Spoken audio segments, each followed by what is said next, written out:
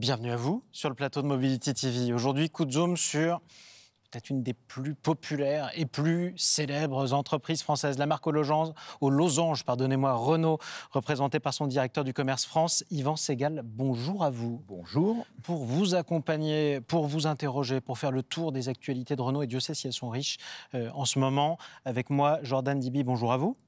Consultant SIA Partners, je le disais, actualité riche pour une marque plus que connue, plus que populaire. On va parler notamment de la poussée des véhicules électriques, 100% électriques. Alors, ça pourrait être une nouveauté pour beaucoup de constructeurs, mais il se trouve que vous en êtes le pionnier sur le continent européen, puisque vous avez été le premier à partir avec la Zoé. Quelles sont les tendances commerciales pour Renault ces dernières semaines ? Effectivement, on est précurseur. On a démarré avec Zoé en 2012, mais c'est une longue histoire menée avec notre réseau. On est fiers d'avoir été leader sur ce marché électrique. Le marché électrique, maintenant, depuis quelques années, se met à décoller. Il pèse actuellement 15% du marché et Renault se porte très bien, notamment grâce au lancement l'année dernière de sa fameuse Mégane E-Tech 100% électrique qui fonctionne très bien et qui nous propulse premier sur le segment de C des véhicules électriques. Ouais. Et ça, c'est important de le souligner. On en croise d'ailleurs de plus en plus sur la route, ce qui est un signe qui ne se trompe pas. On est à combien d'unités vendues de Mégane E-Tech à ce stade ? Là, sur cette année, on est déjà à 5600 juste sur les 4 premiers mois de l'année. Donc, on fonctionne très bien à pleine cadence. Et on est dans sur un marché qui est en croissance d'à peu près 40%. C'est ça. Donc, on continue de croître et évidemment, on y contribue. Et pour l'instant, vous êtes dans vos objectifs. À terme, on imagine que vous aimeriez en voir davantage encore circuler. C'est important de revenir aussi sur le fait que Renault était pionnier. Exactement. Donc Renault était pionnier depuis plusieurs années, comme vous l'avez rappelé, avec la Zoé. Donc avec le lancement de la Mégane E-Tech 100% électrique, est-ce que vous pensez toujours avoir cette avance sur le marché ? Est-ce que vous conservez cette position de leader, de pionnier, notamment par rapport à 3 types de concurrents, à savoir les concurrents plus traditionnels, à l'image de Stellantis ou de Volkswagen par exemple, les pure players orientés vraiment 100% EV du type Tesla qui se positionne plutôt sur des segments hauts en termes de gamme de prix, mais qui ont quand même tendance à venir baisser leur prix pour racoler un peu au marché actuel, et également les futurs acteurs chinois, donc, qui ont fait pas mal parler d'eux, notamment au salon de l'automobile l'année dernière. Alors, il est clair que la concurrence sur un marché qui va croître jusqu'en 2035 avec 100% de véhicules qui seront plus thermiques va donner la part belle à beaucoup d'acteurs, et on a des acteurs qui arrivent, différents players, comme on le dit. On a, nous, des longueurs d'avance, c'est qu'on est en France extrêmement crédible grâce à l'impact de la vente de la Zoé depuis 2012. On vend également la Twingo électrique qui nous permet de faire des ventes significatives. Et puis, avec la toute dernière génération, Mégane E-Tech 100% électrique, on a décollé sur le segment C, ce qui nous permet très clairement d'être sous leadership en premier ou en deuxième position sur le marché et d'être extrêmement crédible sur ce marché. À noter également les véhicules électriques que nous proposons et qui, pour le coup, nous propulsent largement en tête de ce marché, un marché qui va croître, notamment avec le déploiement des ZFE et la nécessité de faire ce qu'on appelle le last mile delivery dans les centres-villes. Et ça, c'est important aussi. Qui sont vos concurrents les plus coriaces, d'après vous, aujourd'hui ? Ceux que vous serez le plus content, le plus heureux d'avoir battus ? Nous, on est content d'avoir des concurrents sur un marché qui est en croissance de 40%. Je pense qu'on a vraiment tous les outils avec la dernière génération Mégane E-Tech 100% électrique pour les combattre. Donc on a effectivement différentes catégories, des acteurs qui sont plus traditionnels, des acteurs qui ne font que de l'électrique. Tesla et puis MG, par exemple, les acteurs chinois. Bien sûr, MG qui arrive avec des véhicules qui viennent effectivement de Chine. Nous, on a l'avantage effectivement de produire en France. Ouais. Et on en est très fiers dans le nord de la France. On va continuer à développer l'ensemble de nos produits et on a un plan produit 100% électrique très riche dans les prochains mois et les prochaines années qui va venir rajouter des offres diverses sur l'électrique pour des besoins différents de nos clients, en plus de Mégane E-Tech 100% électrique, notamment une grande opportunité l'année prochaine de revenir très fort sur le segment B, des plus petites voitures avec la R5 électrique. Le mythique Renault 5, mais ce sera la nouvelle Renault 5, sachant qu'on le rappelle, les constructeurs français et a fortiori Renault sont toujours les rois de la citadine. Alors ils le seront aussi pour la citadine électrique puisque c'est fait pour ça. Tout à fait. Alors voilà, donc on a vraiment tous les atouts pour fonctionner. Puis je dirais, au-delà des produits eux-mêmes sur lesquels on est très confiant, puisqu'on a les bonnes technologies, on a les bonnes autonomies, je pense qu'on a su travailler avec notre nouvelle marque Mobilize, tout l'écosystème électrique, parce que ça fait longtemps qu'on a des clients Zoé, et qu'on apprend à les connaître, qu'on voit leurs besoins. Et je pense qu'on a réussi à développer au moment du lancement de Méganitech électrique tout cet écosystème. Je vais vous donner un exemple.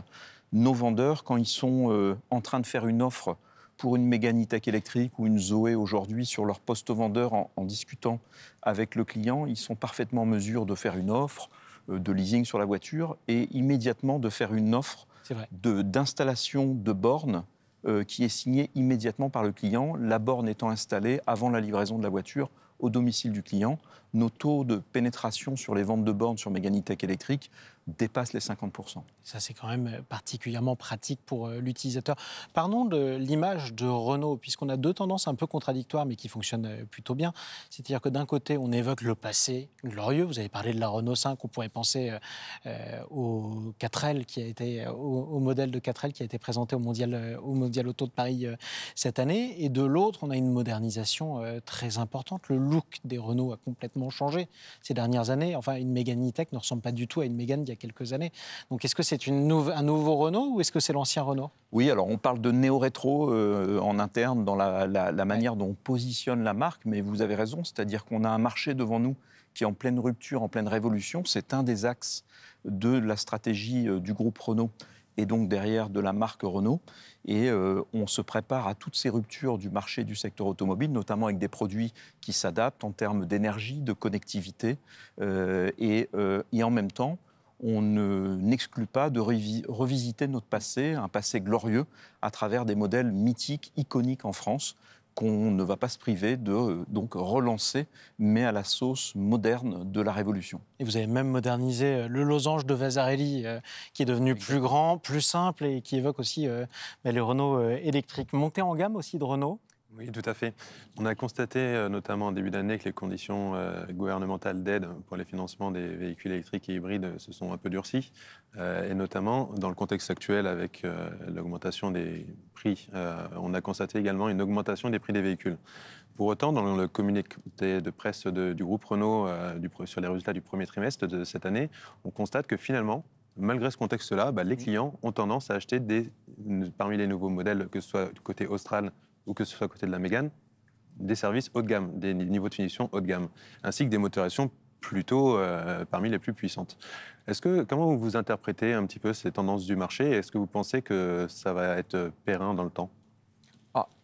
Ce qui se passe côté Renault, c'est qu'on a un renouvellement de notre gamme sur le segment C qui est extrêmement forte. Elle a commencé il y a 2 ans avec Arcana, qui rencontre un très très grand succès, qui encore sur ce premier trimestre à fin avril fonctionne très bien sur le segment C. C'est rajouté derrière la fameuse Méganitech 100% électrique dont on vient de parler, et puis très récemment, fin d'année dernière, Austral sur le segment des C-SUV. Donc on a 3 modèles très forts en termes d'image, avec des bonnes technologies. On a parlé du 100% électrique.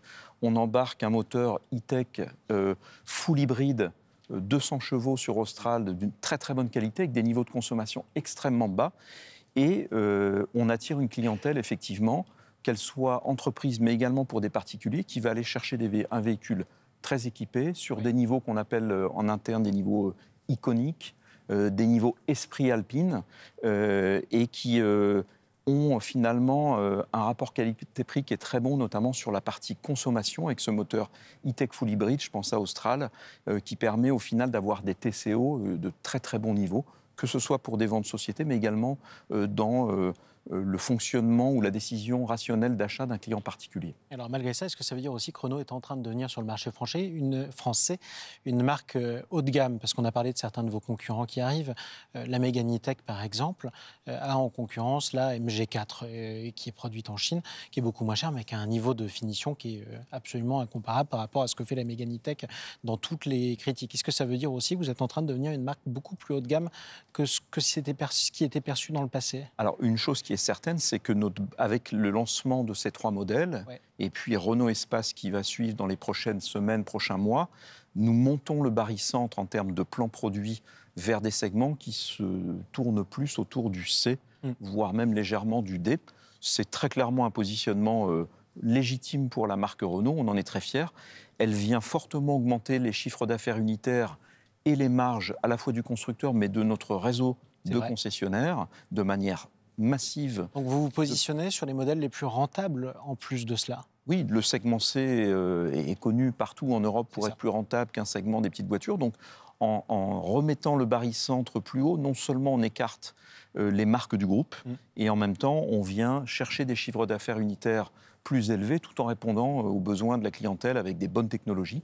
Donc on est ravis de le faire. Placé au bon endroit entre Dacia et Alpine. Effectivement, il y a de l'espace entre l'une et l'autre, ce qui paraissait logique. Où en sont les commandes à ce stade de l'année? Alors nous, nos résultats sont bons. À fin avril, si je pars en pénétration, nous sommes à 17,6 de part de marché, en très bonne position. On vient de terminer un mois d'avril leadership sur le marché VP. VPVU, on est leader tous les mois. Et on est en progression d'1,5 point de part de marché par rapport à l'année dernière. Donc la dynamique Renault avec les lancements des produits sur le segment C porte ses fruits. Et donc la dynamique est bonne et on en est très fiers. Jordan. Oui, donc récemment, ces dernières années, il y a eu quand même pas mal de changements en termes de motorisation. Notamment, il y a du mild hybride, il y a de l'hybride, il y a de l'hybridation totale, il y a du PHEV, il y a l'électrique, en passant par du GPL ou ce genre de choses. Donc on sait que le groupe Renault plus globalement a fait des efforts considérables pour informer le client, le sensibiliser, l'informer sur quels étaient les avantages finalement de chacun par rapport aux usages qu'il pouvait en avoir. Et est-ce que du coup, avec le marché qui aujourd'hui se concentre davantage sur les hybrides et les modèles EV, vous constatez au niveau du réseau que les utilisateurs sont bien plus sensibilisés à ces nouvelles technologies et sont plus conscients des technologies qui vont répondre à leurs usages? Ou est-ce qu'au contraire, vous devez toujours faire ce travail d'éducation auprès des clients? Nous sommes sur le marché dans une phase de transition d'énergie qui est régulière mais importante, et on est en plein au milieu de cette transition. Donc aujourd'hui, on a, je pense, sur tout le marché européen, des clients qui s'interrogent et qui essaient de mettre en adéquation la manière dont ils roulent pendant l'année par rapport aux technologies que tous les constructeurs proposent. Nous, il se trouve effectivement, dans le groupe Renault, on a beaucoup de technologies à proposer, qu'elles soient aujourd'hui thermiques, GPL, effectivement, et on en est très fiers. On fait aujourd'hui 10% de nos ventes en Clio avec du GPL, par exemple. Les solutions hybrides, full hybrides, avec notre moteur e-tech full hybride qui fonctionne jusqu'à 70% des mix sur Austral, sur Arcana, et pas loin de 50% sur Clio. Et puis, on a des solutions 100% électriques. Donc, nos vendeurs passent pas mal de temps, effectivement, à essayer de trouver le meilleur rapport. Et on est très content, finalement, de constater que, peu à peu, on voit les clients basculer de manière très, très accélérée sur des technologies au moins e-tech full hybride ou 100% électriques. Et ça tombe bien, puisqu'on a exactement les bonnes motorisations à proposer. Et je ferai un dernier commentaire, c'est que on pourrait penser que ça fait beaucoup de motorisation, mais la force aujourd'hui de Renault, c'est qu'on a réussi à faire des gammes extrêmement simplifiées, tout en ayant le bon éventail de motorisation ou de solutions qui correspondent aux clients, avec des gammes finalement extrêmement simples, ce qui permet à nos vendeurs de les expliquer simplement et à nos clients de ne pas se perdre, soit sur le site web ou en concession. Sauf que la première question que se pose aujourd'hui votre acheteur, votre client, c'est: si j'achète une Renault, dans combien de temps j'en prendrai livraison? Est-ce qu'aujourd'hui les délais de livraison s'améliorent aussi du côté de Renault? Alors, on connaît sur la partie de la crise des semi-conducteurs lentement des améliorations significatives qu'on constate sur l'ensemble du marché. Ce qui se passe au milieu, c'est que des crises en appellent souvent d'autres. On a des effets un peu de réplique finalement d'un point de départ qui a été la crise Covid. Et aujourd'hui, on a des difficultés sur la partie transport capillaire, sur l'ensemble du marché français. Donc on travaille d'arrache-pied. D'ailleurs, je tiens à saluer notre réseau qui nous aide également en faisant des enlèvements avec des transporteurs d'un certain nombre de véhicules sur les centres pour aller également en prendre une partie. Et en travaillant main dans la main avec notre réseau, on arrive à limiter les délais de livraison de nos clients. On n'est pas derrière cette crise. Cette crise, elle est encore présente. Donc quel délai aujourd'hui de livraison? Alors ça dépend, puisqu'on a des solutions quand même qu'on met en place pour des clients qui ont vraiment besoin rapidement d'une voiture, qui s'appellent des solutions qu'on appelle des gammes fast track, sur lesquelles on s'engage sous 30 jours à livrer la voiture au client s'il prend une version fast track. Donc on a sur Arcana, Capture, ce type de proposition. Et sur le reste, on essaie de, selon les modèles et également les centres de stockage en France, on a des rythmes variables de livraison, des endroits où c'est plus compliqué en fonction de la situation des capacités de transporteurs, etc. Et ça, c'est vrai que c'était important de le souligner. On peut aussi parler de vos distributeurs, hein, justement. Certains de vos concurrents ont complètement retourné leur réseau de distribution. Je parle notamment de Stellantis, c'est votre principal concurrent français. Est-ce qu'un concessionnaire Renault peut dormir sur ses deux oreilles en se disant que demain, il sera toujours un concessionnaire Renault? Alors, je n'ai pas trop de doute sur le fait qu'ils dorment sur leurs deux oreilles. On discute énormément avec notre réseau, notre groupement de concessionnaires depuis toujours. Je pense qu'on a une stratégie sur la partie distribution dictée par notre CEO Luca De Meo qui est très claire. Nous avons l'intention très certainement de faire une révolution dans notre stratégie. Le marché ou le secteur automobile est en pleine mutation, mais cette évolution, on va la faire ensemble en Europe avec un réseau de distribution. Ça a été affirmé, c'est confirmé. Nous travaillons avec notre réseau selon un contrat dit classique et on n'a pas l'intention aujourd'hui de changer. Donc ces éléments de discussion avec le réseau sont très clairement affirmés. En revanche, on fonctionne main dans la main pour faire ensemble les mutations qu'on a besoin de faire au niveau de ce secteur et le réseau nous y aide. C'est ça, mutation pour tout un secteur. À marche forcée, c'est important, Jordan Dibi? Oui, peut-être une dernière question. Concernant les sujets et les offres de financement, donc on a vu que globalement en Europe et globalement en France, il y a de plus en plus d'offres de leasing via les financements LOA, donc location avec option d'achat, pardon. Quelle est la tendance au niveau de la marque Renault, à proprement parler? Alors, on a la chance d'avoir avec nous Mobilize Financial Services, qui est propre au groupe Renault. On a des niveaux de financement LOA extrêmement élevés dans l'ensemble de nos ventes ou de location de véhicules. Effectivement, on constate une augmentation croissante de la LOA dans les offres qu'on fait à nos clients. Ça nous permet d'avoir également au niveau de notre réseau des récupérations, des buybacks, ce qu'on appelle de véhicules 2 ans, 3 ans plus tard, qui est vraiment un élément majeur et stratégique dans notre stratégie de distribution avec le réseau. C'est d'assurer la deuxième vie, voire la troisième vie des véhicules à travers notre réseau de distribution. Et évidemment, des produits comme la LOA ou la LLD nous y aident fortement. Donc on travaille très fortement la LOA depuis des années et on continue à y veiller. Et en plus, c'est bon pour la planète. Dernière question, vous parliez des véhicules Renault qui ont marqué leur génération, ceux du passé, la Renault 5, la 4L. De tous les véhicules distribués aujourd'hui par Renault, lequel aimeriez-vous voir marquer sa génération? Votre préféré? Je pense que la R5 électrique qui nous arrive dans quelques mois va faire beaucoup de bruit en France, en Europe et dans le monde.